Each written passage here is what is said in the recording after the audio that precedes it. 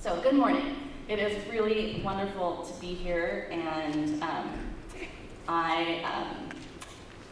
really honored to be invited, and it's fun to be speaking with so many friends in the audience. And today, this morning, what I want to talk about is I want to explore 4 ideas for communications strategies to help people, as the title says, to help people see the connections between food, the environment, health, climate, all of those different connections that food makes without making their head spin. And this morning, that might be particularly challenging, as I did have a few pina coladas made with my friend's local rum from his Red Hook distillery last night. And it is 6 a.m. where I am from, so my head might be spinning a little bit, but hopefully yours isn't. But as leaders in communicating about real food, as people who are working toward making it accessible to all and ensuring that food producers and food workers have their deserved spot among the most respected members of our society, I hope that the 4 strategies I'll talk about today, I hope these strategies are helpful for you, and I hope that they're energizing. So if I have done my job, by the end of this session, you will feel like you are sort of armed with some really strong tools to help you go out there and be even more effective communicators. So I've got 4. And the first is called Breaking the Spiral of Silence. So as probably many of you are aware, we are on a cusp right now of some pretty major shift in public awareness about genetically modified organisms, or GMOs, with a labeling bill that just passed in Vermont and a lot of other legislation sweeping the country. We're at this moment where there's a real public awareness shift happening. And in response, you may have noticed that there has been a huge, massive PR offensive by those companies who are most threatened by this legislation. You've seen it in the attempts to confuse the issue, to mischaracterize the science, to malign and belittle the activists and advocates. And as we're noticing this all happen, what I think is important to do is for us to step back a little bit, get a little bit of history on this particular moment. And for me, this is really personal.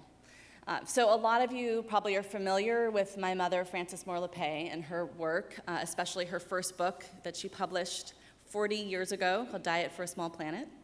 But I don't think many of you know the work of my father, Mark Lappe. So my father was a toxicologist and epidemiologist. He was the first fellow at the Hastings Center on Ethics and Law in New York, very near here. He was a tenured professor in medical ethics at the University of Illinois, and he was, under Jerry Brown's first administration in the state of California, the head of the Office of Health, Law, and Values. In other words, he was a very ethical guy.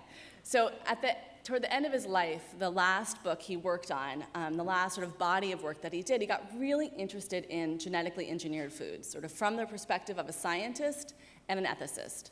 And this was at the end of the 1990s, and it was really when Monsanto was coming out with incredible messaging about the potential for GMOs to really increase yield. And so, like a good scientist, he set about creating a study that would evaluate this claim from the industry that GMOs would increase yield. And then, as is true now, Monsanto was one of the biggest producers of GMOs. So this was particularly an important question he thought to explore. So he did this study, and the results were really clear. Monsanto's claims just didn't hold water. These crops weren't yielding more, and this is what the company was claiming was one of the biggest benefits of these crops. So he packaged the findings into a manuscript. That book was sitting at his publishers in New York City, ready to go to print, and his publisher got a lengthy, threatening letter from Monsanto lawyers. And they reached out to my dad and they said, "Mark, look, we really believe in your book. We think it's great, but we're sorry. If Monsanto comes after us, we simply couldn't afford to take them on." And so they balked. So my dad eventually found a publisher to publish his book. It's out there. It was published in 1999. It's called Against the Grain. But the publisher he found is called Common Courage Press in Maine. It's a really small publishing house. And my dad told me that when he asked Common Courage if they had an insurance policy, in case they really were, attacked by this company, the publisher said to my dad, he said, "Mark, we've got the best insurance policy there is, the First Amendment." So yes, my dad's book got published, and he was always really glad for that. But he also knew what damage had been done. So his findings that would have been presented by a mainstream New York City publishing house now seemed a little bit marginal. It was published by a small press with a very outward-facing lefty slant. Their motto is "Books for Informed Dissent." And I bring this up because my dad's experience, it's not an anomaly, it's not an outlier. We know that Monsanto and other biotech and chemical companies have spent tens of millions of dollars over the past several decades to shape the public awareness about this technology, to do things like launch underhanded PR offensives, slandering scientists personally in scientific reports, and taking on anti-GMO advocates, doing things like hiring lawyers to go after and intimidate farmers in the Midwest, creating front groups to mislead the public about the science and controversies around GMOs, doing things like lobbying for deregulation and the redirection of research and marketing dollars toward the industry. And so given all of this history and this incredibly hostile environment to open public discussion about the technology, I think it's pretty remarkable that given all that, we still have some pretty clear indicators that there are significant concerns we should have with this technology, from the well-documented superweeds to an overall increase in pesticide use as a result of GMOs in agriculture. And as someone personally who really believes in the precautionary principle, that really fundamental idea that we should look before we leap, I've always believed that with something as basic as our food, proceeding with caution seems to make a lot of sense. And sort of one of the most simple and modest steps we could take is this very simple step of labeling our food so we know what's in it. So in the act of being part of then that open public discussion that is starting to happen about GMO labeling, and the precautionary principle, some of these concerns we have about this concentration of control over our food. By exercising that First Amendment right that the Common Courage Press publisher so proudly announced, we are doing something really profound. We are breaking what social scientists call the spiral of silence. So research has shown, what we know about human beings is that we are hardwired to be afraid to step out on our own. We are hardwired to be afraid of being isolated from our communities. It's in our nature to then monitor the environment for cues and information about what opinions and what behavior is acceptable and which aren't. And it's in our nature then to want to hold back from speaking up about ideas that might seem out of the norm. And when we hear opinions that we hold being shared and being repeated, we find ourselves, therefore, more willing to speak confidently about those ideas ourselves. And so the spiral of silence idea is that as certain opinions are pushed in the media, again, by these massive, well-funded PR campaigns, the opinions that many of us feel, that we hold in our hearts, don't appear to us out there as visibly. And so there's this appearance that the dominant opinion is held by more people, even if it's not. And that's why, as we talk about the issues that are covered in Edible Communities magazines, as we talk about GMOs and GMO labeling, doing that work is so important. And we're seeing this play out in the conversations around food and farming and GMOs right now. As more and more advocates are standing up for GMO labeling bills, for example, more and more people are finding their voice to also raise questions about, why shouldn't we have labeling when 64 countries around the world that have GMOs have labeling for them? And so what happens when you break that spiral of silence is you allow people to see what was perceived as a marginal idea is actually a mainstream common sense idea shared by so many of us. And this is the act of breaking the spiral of silence. All right, idea strategy number 2. I like to call it the hope sandwich. So I probably don't need to tell any of you how all the sort of dark and torrid tales of what's happening in our broken food system, whether it's modern-day slavery in the fields or inhumane treatment of animals in factory farms or skyrocketing diabetes rates, we can probably all agree that the real story of what's happening in our food system can be really dark. And so the question becomes, do we hit people over the head with how bad things are, or do we gloss it over with how good things are? I was actually talking with a friend of mine who's a really savvy media consultant around food systems, and I was telling her about this new book idea I had about really wanting to explore and help people see the toxic chemicals that are still used throughout our food chain and the animal drugs that are a booming business in factory farms, and I was really excited about this idea, and she said, Anna, don't be so negative. People don't want to hear it. So I brought the very same idea, the very same concept to my agent here in New York. I was telling him about it, and he said, Anna, you know what, wait, just hold him right there. He said, everyone already feels like they know how bad things are. What you've really got to do is be more shocking. He said, turn it up to 11. So I thought, okay, so who's right? Is the good news message right? Is they turn it up to 11 right? Well, I believe that there is a third way, and it's what I like to call the hope sandwich. So when I shared my last book, Diet for a Hot Planet, with friends, one of my favorite comments was a friend of mine who read it and was telling me about what she thought of it. And she said, Anna, reading Diet for a Hot Planet, which is about food and climate change, how the food system is impacting climate, but also how the food system can be part of fixing the climate crisis, she said, reading that book, it was like biting into a really big hope sandwich. So you've got some really negative, bad facts in the middle that are pretty depressing, but you've surrounded it with some really positive messaging about what we can do about it. And there's actually a fancy social science term for what this is, for this hope sandwich. It's called expanded parallel process model. I'll say that again. It's called the expanded parallel process model. And essentially what social science researchers have found is that they've found, and this is, again, it's very common sense, that people are most motivated and most moved by communications messages when you match the bad news on par with the good news and the solutions. And so there's been a lot of research around this in terms of communicating about climate change. And what researchers found is that you also need to target how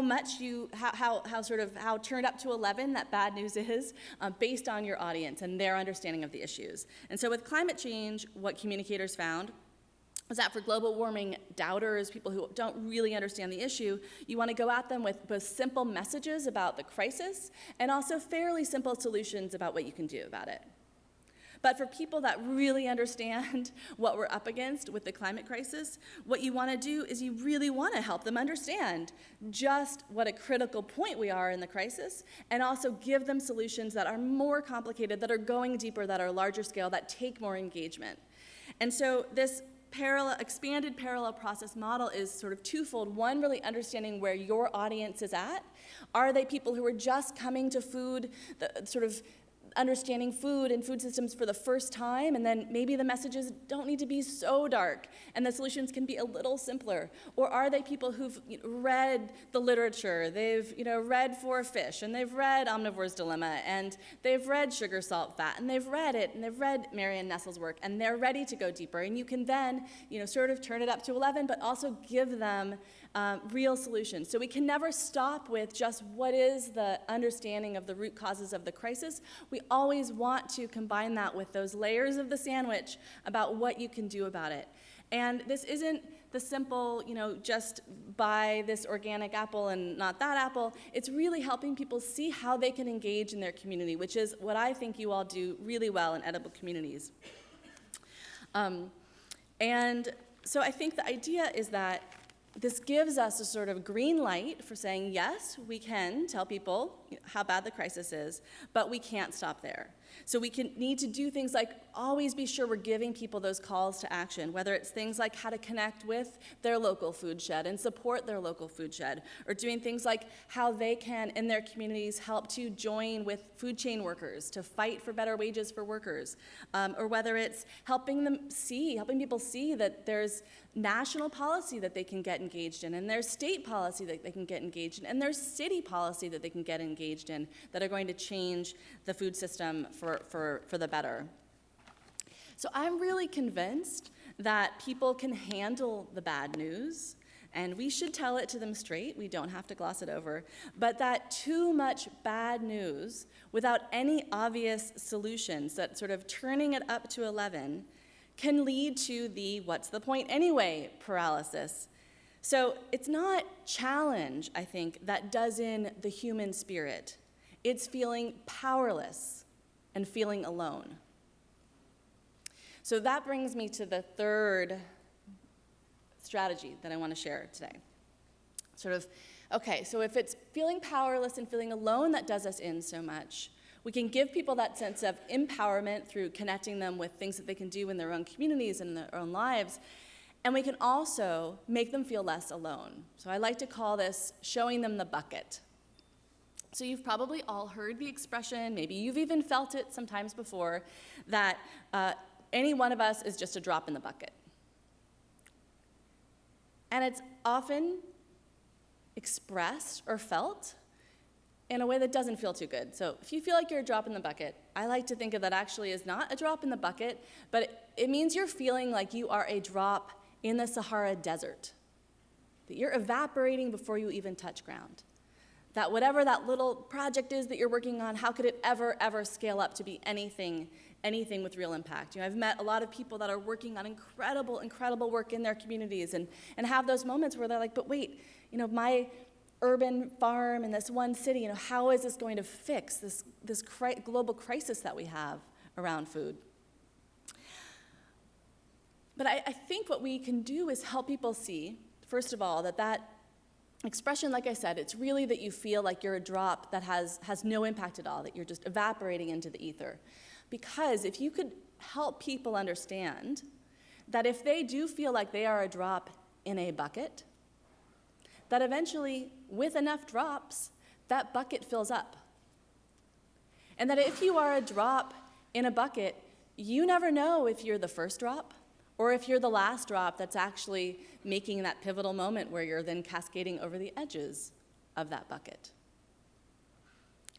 And so what I think part of our job is to do is to show people that bucket, to make them realize that they are not alone and that they are connected to work that's happening all around the country. And that's what I think that the spirit of Edible Communities is it's showing people this interconnectedness across all of these communities, but it's also about being really grounded in what's happening where you are. It's what good campaigners do all the time when they show us, how many people signed a petition or how many members took action. It's showing people how many other people are with you. And so when you are creating your stories and doing your work as communicators in that Edible Communities network, I see what you do as showing people the bucket. All right, so the final idea I have that I want to talk about is, I think this is perhaps the most important of all, is the importance of working as communicators to not just give people the facts and information, but to help people change their frames, to change their frames of meaning. And to illustrate this idea, I'm going to share a story, a really personal story at risk of totally embarrassing myself, but I'll share a story just to give you a sense of what I'm getting at and the power of frames. So come with me in the Wayback Machine. I'm a freshman in college. I am sleeping in my dorm room. I have overslept. I've missed my alarm. I wake up completely in a panic, throw my clothes on, dash across campus, run into this classroom. It's about this big. Get to class right as my class was starting. So I'm sitting there. I pull out my notebook. I look at the front of the lecture hall, and I notice that my professor isn't there. There's a guest lecturer. And so I think, that's strange. I didn't notice a guest lecturer on the syllabus, but maybe I just didn't pay too close attention. So I start taking notes, and I'm listening, and I think, gosh, this woman is so off topic, really out there. But then I tell myself, you've had guest lecturers at classes before that obviously weren't so tuned in to what the class was talking about. She might be one of those, so I dismiss it away.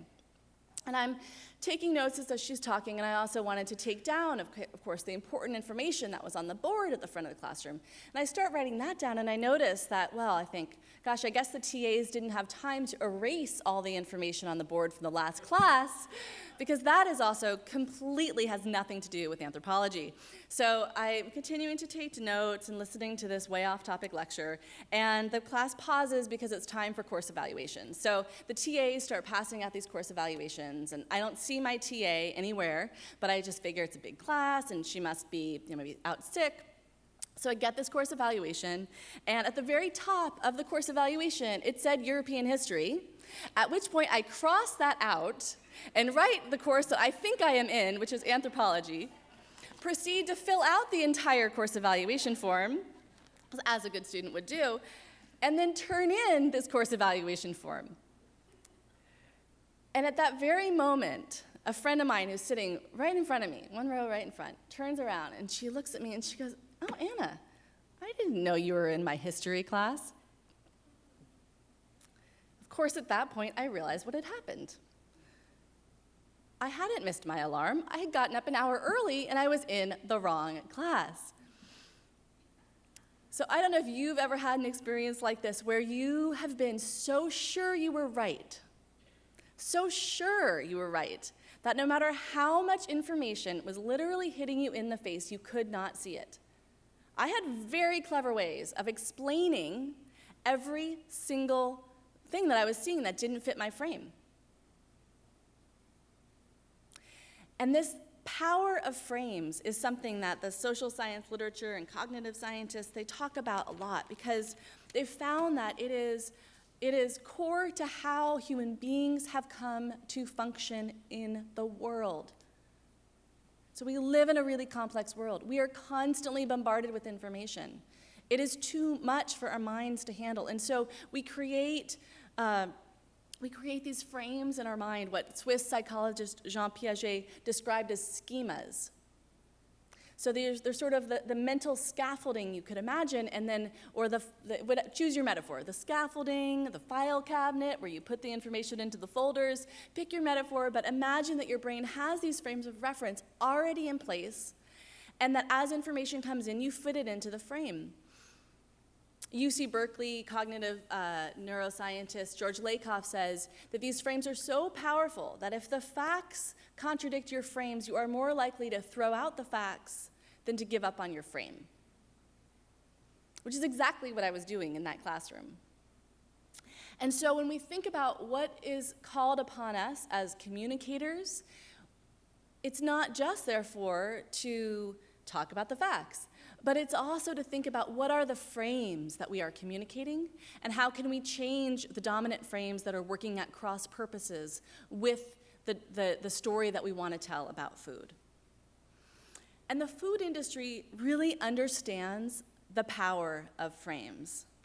One of the most brilliant political communicators of our era, a man named Frank Luntz, who some of you might be familiar with, he's famous for helping Republicans and the oil industry foment climate change denial through shaping the frames about climate change. And he's now been hired to work with some of the biggest food companies in this country to shape the frames that we hear about food through one of the newest food industry front groups called the U.S. Farmers and Ranchers Alliance, which is funded by some of the biggest chemical companies and biotech companies in the world. And so what folks like Frank Luntz understand is that the power of frames is where the power of messaging sits. And that as we think about, well, then what are some of those frames about food change activists, about food activism, about the food system that we want to change, or what are some frames that we want to put out there? So I think one of the most deceptive frames about food advocates, food advocacy, food activism, is that those of us that are trying to change the food system are elitists. And that those of us working for real food are just really a constellation of foodies who care a little too much about the temperature of their goat cheese. And are just these kind of elitists that are, want to drive their Teslas to Whole Foods and pay a lot for a bulb of fennel and tell other people what to eat. Now, I don't know about you, but I don't feel like that describes anybody I know in this movement to try to change and fix this broken food system. Although I do feel like I have some friends that are very particular about the temperature of their cheese. But that aside, I think that is this really misleading frame about who we are and what we stand for. And so what can we do? I think first we can identify it as a misleading frame. And secondly, we can flip this frame on its head. And here's what I mean by that. We can make it clear who the real food elitists are. So for me, the real food elitists are those who are doing nothing while vast tons of junk food and sugary drinks are marketed to and flooding the neighborhoods of the most underserved communities in this country. The real food elitists are those who are remaining silent while an epidemic of diet-related diseases are sweeping across our country, disproportionately affecting young people by race and ethnicity. Where today, nearly 1 in 3 African-American teenage girls are obese, the highest prevalence by age, gender, race, ethnicity. And where a white boy born today has a 1 in 4 risk of being diagnosed with diabetes in his lifetime, which is shockingly high, I will grant you, but an African-American girl has a nearly double that risk, a 1 in 2 chance of being diagnosed with diabetes. The real food elitists, in my mind, are those people who are propping up a broken food system that shuts out 47.6 million Americans who have to rely on nutrition assistance to feed their families. That, to me, is who the real food elitists are.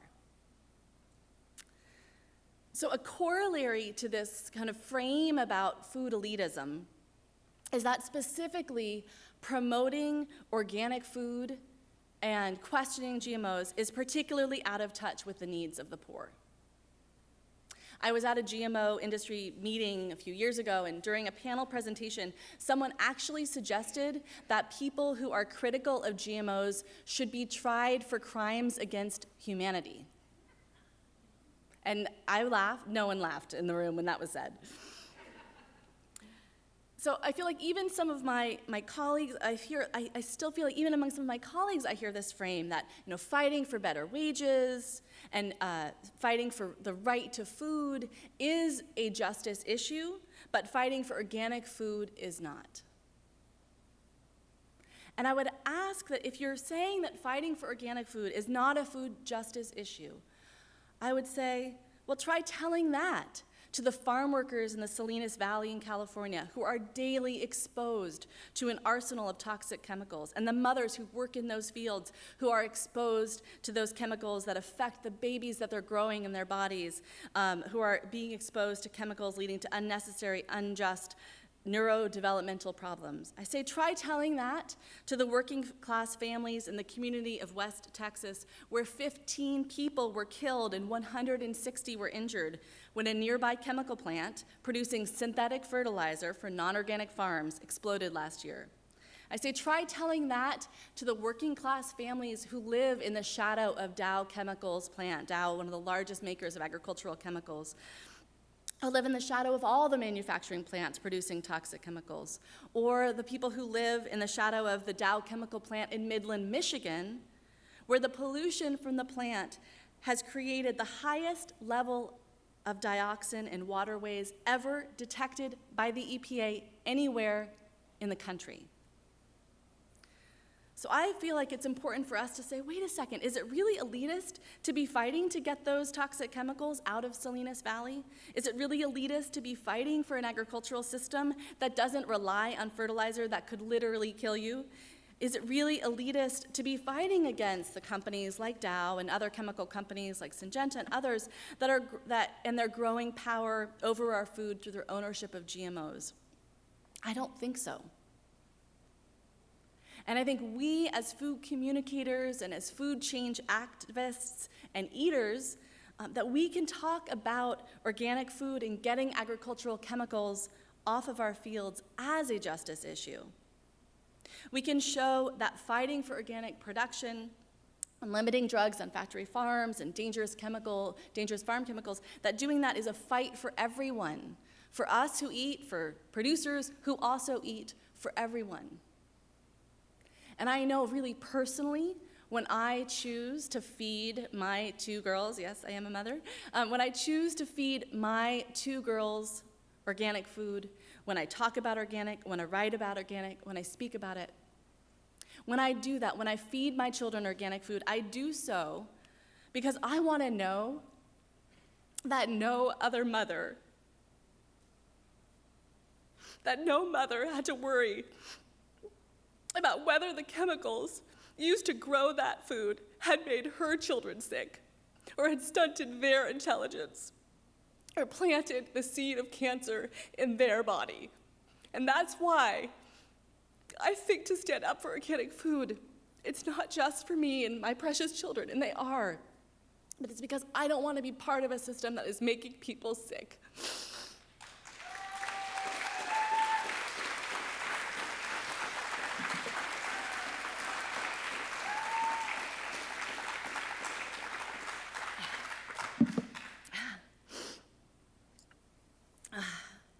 So I think it is up to us to flip this frame, to make it clear what the food movement stands for in all its diversity, its multiple forms, its diverse strategies. And one of the ways we do this is, as my favorite English teacher would say, show, don't tell. So, if we only are telling stories about this $16 jar of artisanal mayonnaise, we will seem and be just a bit out of touch. If we're only organizing, for longer shopping hours at our local Whole Foods, then yes, our activism will seem a little bit irrelevant to most people. But if we see that our job is to tell the real stories of what's really happening, and I know you know this, and I know I know it, of the thousands of people and the thousands of projects that are happening around this country that are fighting for clean, fair, good food for everyone, then we are telling the real story of food change. We're showing, if we do the hard work of showing the programs that are out there that are making farmers markets more accessible to everyone, that are bringing edible education into urban classes, that are fighting companies that are targeting junk food marketing at kids of color, if we show those stories, then we show the true nature of this work. If we document the successes of farm worker activism to get slavery out of the fields and to improve wages for food workers, if we show and tell the stories of the fights to get toxic chemicals off of our field, again, we are showing that this is a movement for everyone. So if you leave here remembering anything at all about what I've shared with you today, I hope you take away 3 things. First, I hope that you feel you know what powerful communicators you are, what an important job you play in shaping the story of food change, helping break that spiral of silence and helping change the frame. 2, I hope that you feel, as communicators and advocates, that sense that you also play a really powerful role in helping people feel that sense of community, that you're showing them the bucket, and that you're also helping people see how they can get involved. You're helping people, you're giving people that hope sandwich. And 3, I hope you remember that, of course, social change, trying to make any change at all, it does not happen overnight. That we have got to be in this for the long haul. And I want to say I'm really, really glad to be in this in the long haul with all of you. Thank you.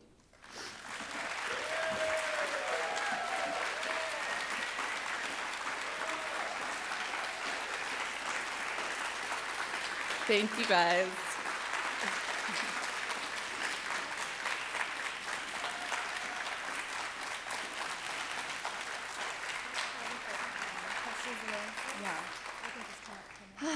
Thank you. So we have time for, I'd love to hear questions, comments, thoughts. We have a few minutes together, and then I'll be here for the day, and then I'll be coming back here at the end of the day with Brian and Tom. So I'm excited about that. So questions, comments, thoughts?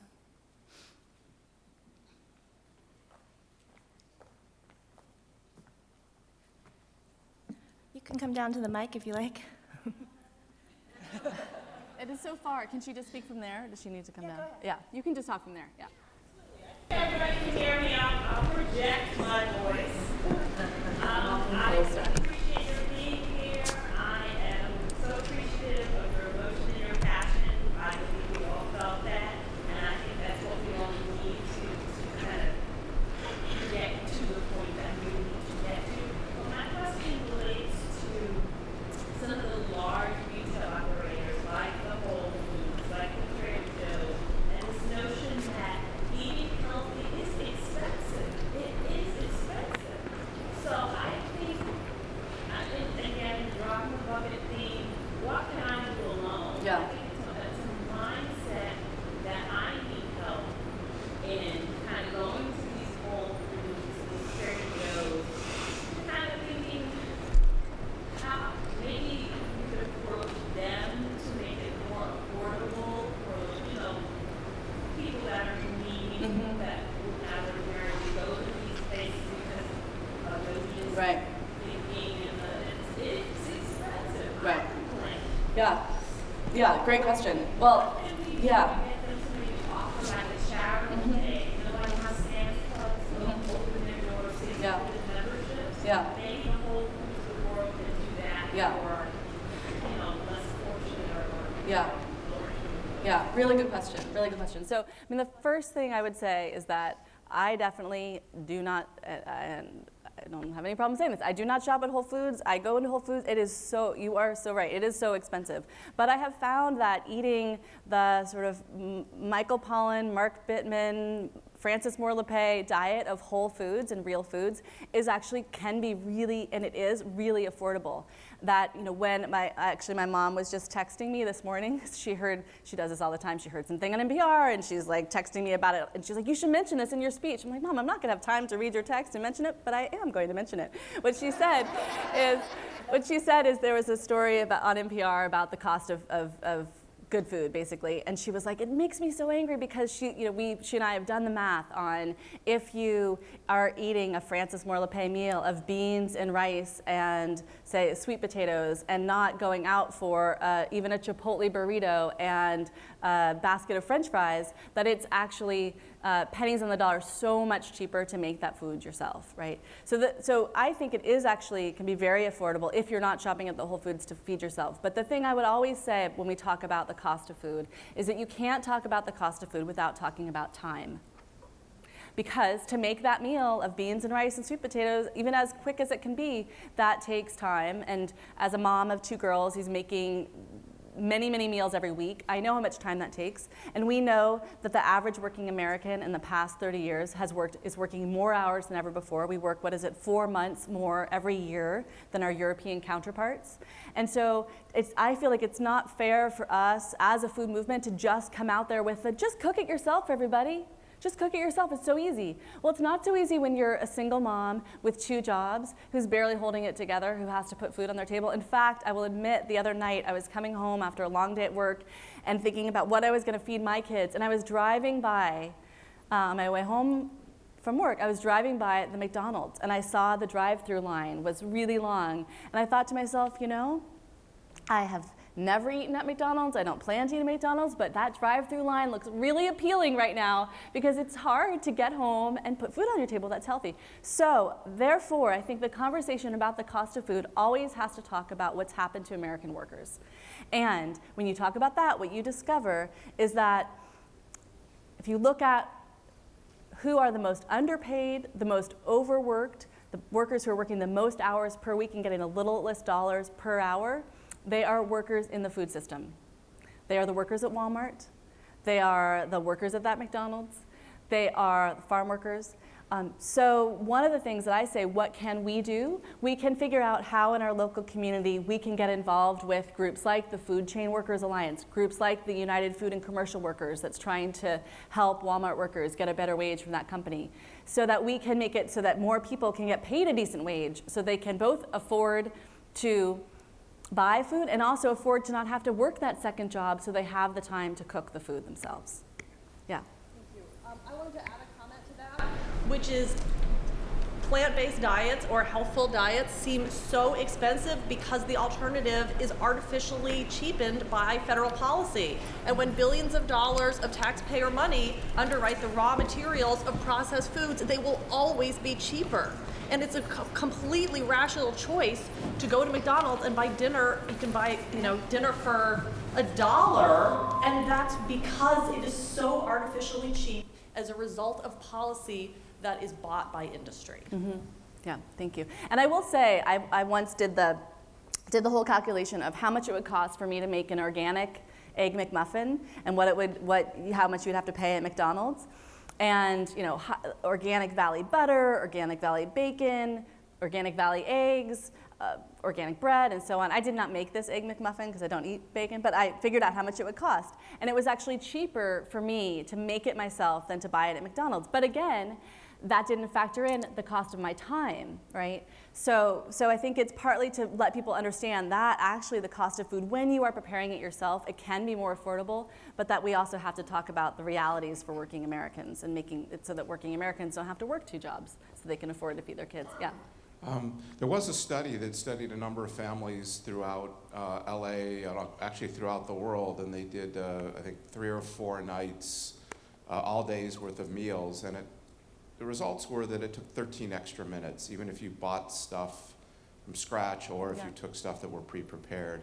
But that's not really my question.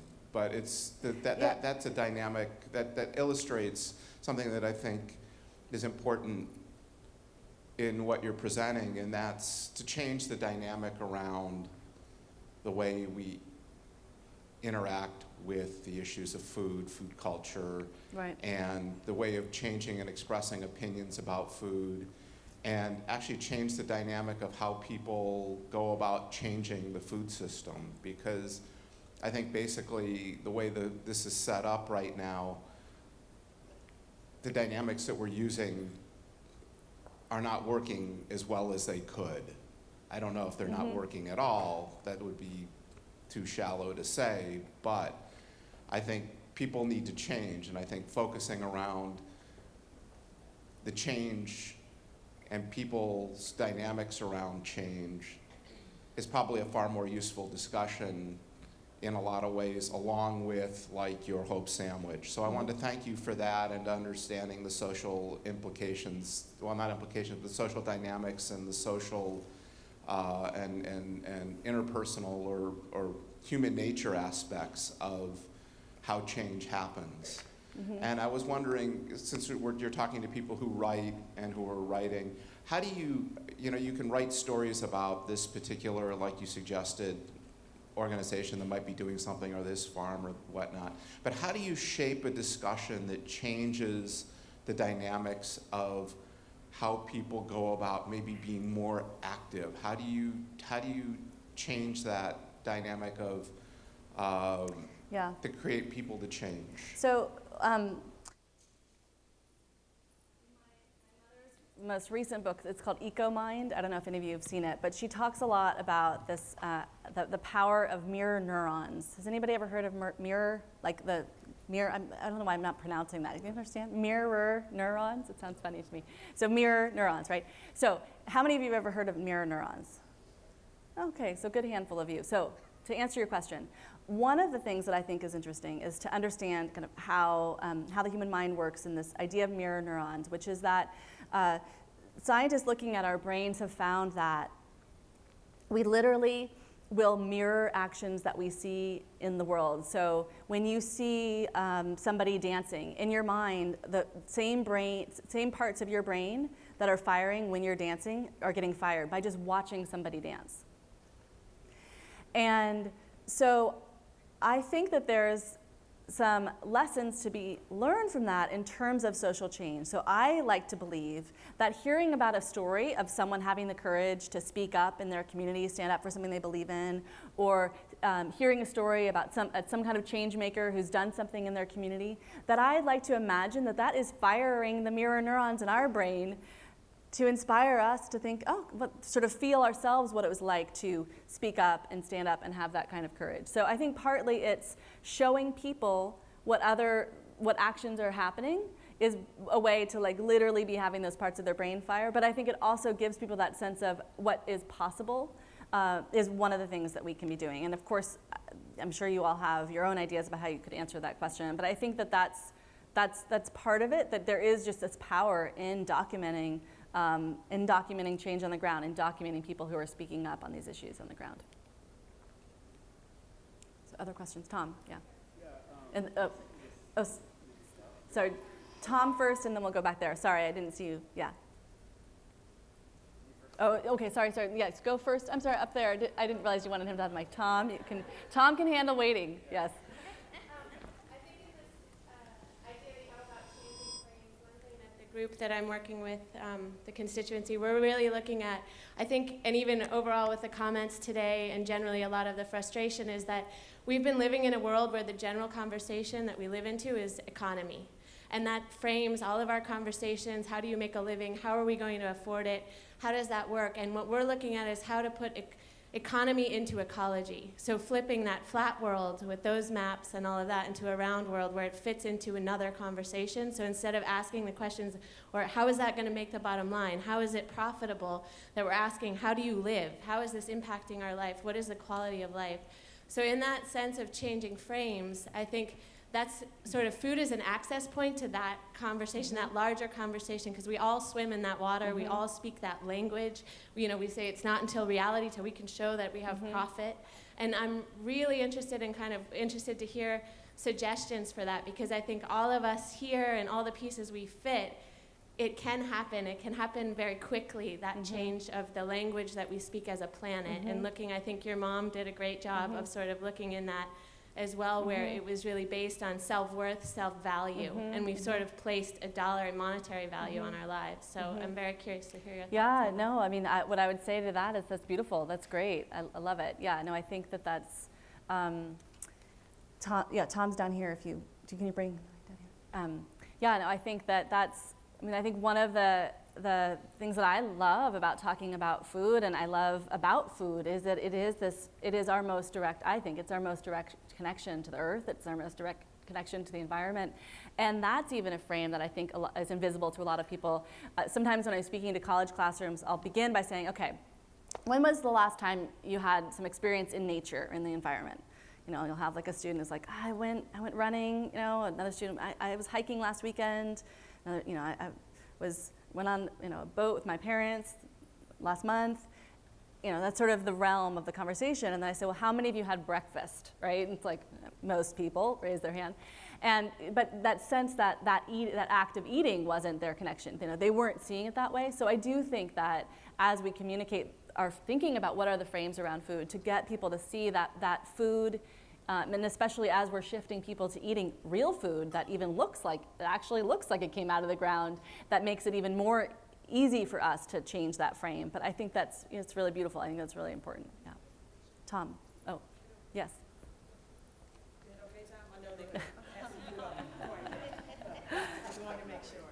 So Anna, thank you so much for being here. It's truly an honor to hear you speak. My name is Davina Davison, and I come to you via Detroit, Michigan. And I work for an organization called Eastern Market Detroit, which happens to be a very large, one of the largest in the nation, open air food sheds or farmers market. And I just wanted to comment to the young lady who asked the question about Whole Foods and give kind of a case study on when Walter Robb and Whole Foods came into the city of Detroit, and how important it is for when you made the comment about showing folks in the community the good work that's happening amongst everyone across the nation, and how it is important for communities to get engaged. So when Whole Foods came into Detroit, Michigan, down the street from Detroit Eastern Market, we were scared to death. Because here it is, a farmer's market that has been operating for over 100 years in the city of Detroit. Now we thought we're going to get usurped by the giant Whole Food. But here's what you have to do. And that is, you have to make sure that this food movement leans into or becomes part of a narrative that affects the entire community.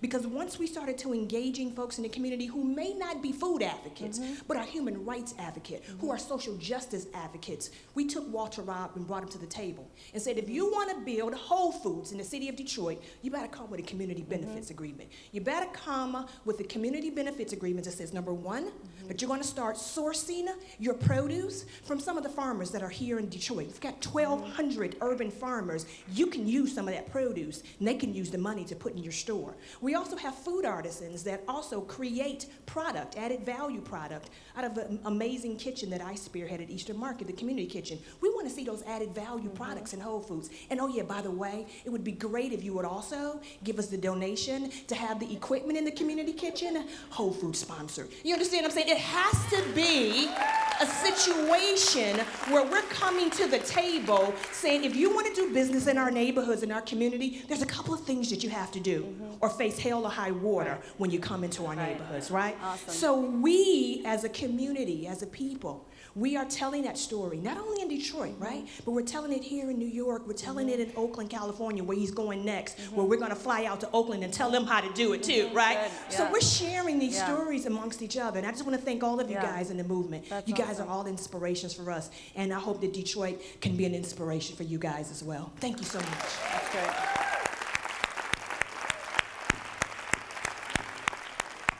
Okay, Tom, and I'll just, Tom, 1 second. I'm so glad you shared that story. You can handle it. You can handle it.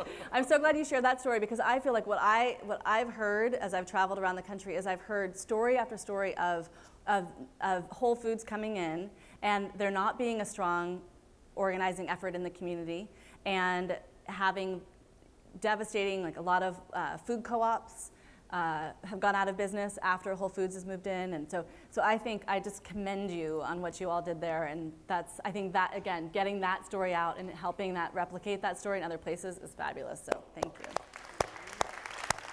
Okay. Eastern Market is one of my favorite places in the United States. I mean, it's an amazing institution. Just make his last. Okay, and Tom, And you get the last question. Yeah, really quick. I just wanted to ask you, Anna. I think we all noticed in 2013 at some point, it seemed like, to get back on the GMO topic, it seemed like these crops were literally failing in the field for reasons of science, simple evolution.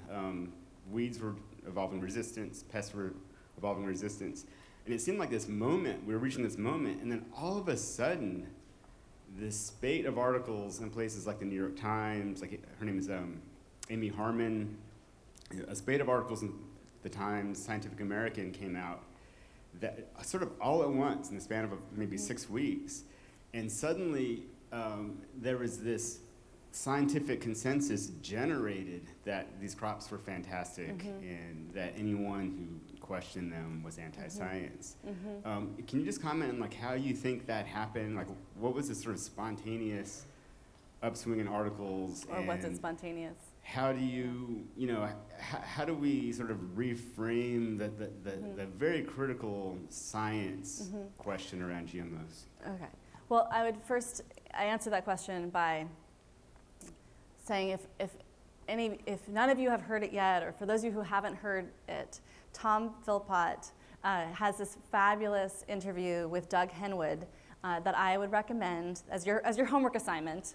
It's not very long. It starts at minute 38 on the podcast. Google Doug Henwood, Tom Philpott, and then make a note to start at minute 38 and listen to Tom's interview with Doug on GMOs. And I feel like Tom's discussion with Doug, who was coming into the conversation skeptical, like, I don't get it, Tom, what's the problem with these GMOs? He was very kind of coming in with, I think, some really hard questions. And I think Tom did such a fabulous job of framing the science behind GMOs, the scientific questions behind GMOs. And I feel like I want to listen to it, put it on a tape in my sleep so his messages get into my brain. So I want you to all listen to Tom's podcast with Doug.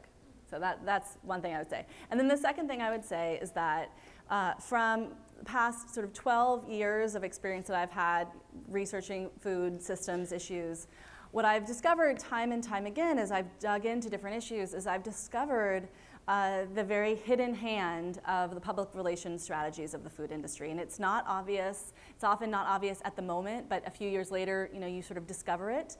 And as a result, I have become very skeptical of what I see in the media about any of these issues. So I'll give you one example from a long time ago. I don't know how many of you followed this, probably many of you did since you're steeped in this issue, but there was an article published many years ago in Nature magazine by a UC Berkeley tenured professor named Ignacio Chapello. And it was one of the first articles to talk about the expansion of GMO corn spreading into non-GMO corn in Mexico, where it wasn't supposed to be. This article came out, and as soon as it came out, it started getting incredible backlash against it on the internet from, it seemed like, reliable sources that were saying the science was shoddy, the research was shoddy.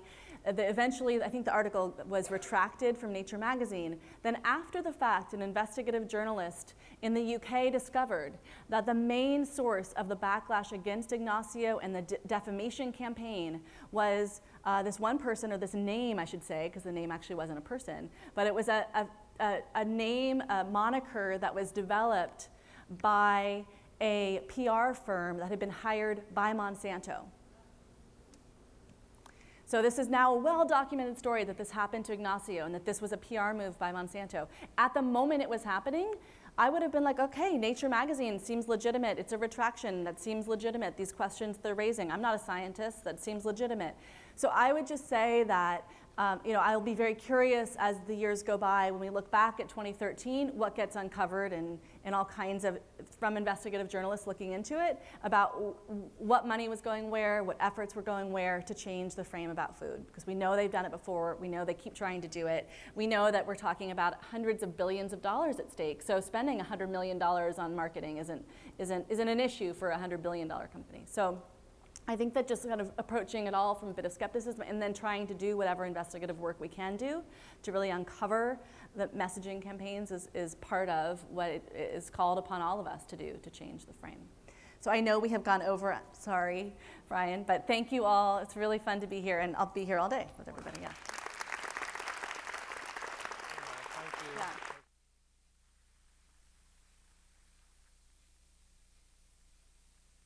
Thank you very much, Anna. I can feel my own mirror neurons firing. You've rekindled my enthusiasm to get changemaker stories into edible magazines all over the country, including the stories from Detroit and Oakland and elsewhere. We should be chronicling food activists even more than we currently are. A couple of quick housekeeping things. All of our sponsors, including many that make and sell food, are up there at the top of the auditorium. So during the break that we'll have after this next section, please go and discover them and sample and drink and eat and enjoy. And now, speaking of change makers and food activists, I'd like to welcome up one of our sponsors, Chuck Eggert from Pacific Foods, who we heard from yesterday on the farm-based ecosystem panel.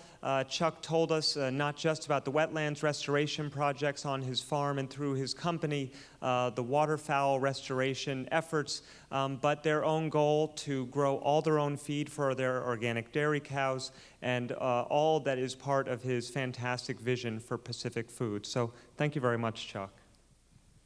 I just wanted to say that it's always nice to come somewhere and have hope be the outer part of the sandwich, not the inner. And I think the main thing is that I'd like to convey to you about our company is that we've been running a sustainable company for 27 years now, and that you can have scale, you can treat animals respectfully, you can be socially responsible, and you can treat your employees with dignity and still be successful. And this year we'll produce over 300 million pounds of organic food that goes across the country. And this was starting 27 years ago from a company that was producing probably 10,000 pounds of soy milk and tofu. And so it is encouraging. I think many times you have to look at the sponsors, especially the food sponsors here. There are companies out there doing things in a responsible manner, and we just need more of them. So thank you. I've known Chuck over 35 years now, and I'd like to say that I knew him when he had a full head of dark hair, but I don't think I knew him then. We've evolved a lot since 1987. said, well, exactly what are we going to be doing when we're here? He goes, well, not real sure, but we're going to have fun. When we started, there were probably 10 people. It was like a small town or a small school. It was crazy. Initially, we were kind of a contract packing company the first 5 or 6 years of our existence. The growth was a little scary, but exciting as well. In 1987, it wasn't big business and a lot of small companies, not a lot of expertise. Organic foods were not defined by the government at that time, and it's changed immensely. The curiosity throughout our whole business is, trying things, and some things work, others don't. What we're doing at the farms has all been things that other people either aren't trying or aren't doing. Like the dumpster, I didn't subscribe to the fact that we could eliminate the dumpster. I thought we could reduce it, but we eliminated it, and, I was wrong.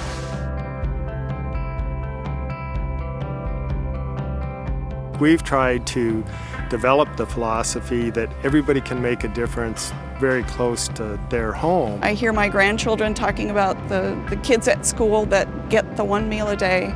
The philosophy is really that, we're a food company, and there are people out there that need to eat, so you need to feed those people.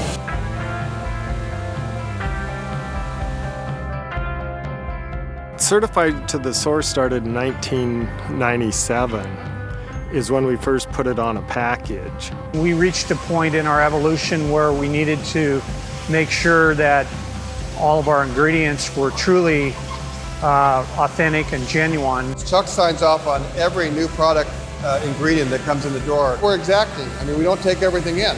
We are very concerned about that stuff.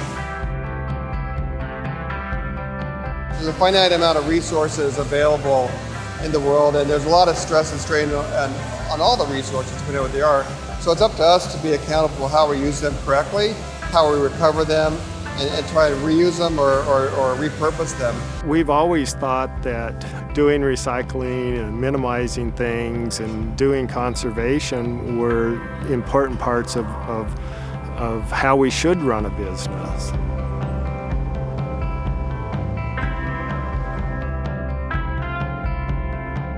The biggest wetlands project we did was a creek that was buried for 60 years that we dug up. We had to go through about 18 different government agencies to get a permit to restore it. And people said, well, you can't do that. It makes no sense. We view it as a way of taking and restoring things and getting the wildlife back. The employees are the most important resource that we have, and they have helped us grow immensely. But if it's not for the people, I probably wouldn't work here. It's the people that really make the company go. So, not just the leadership, but throughout the plant and all across the business. Well, there wouldn't have been any growth if we didn't have the employees we have.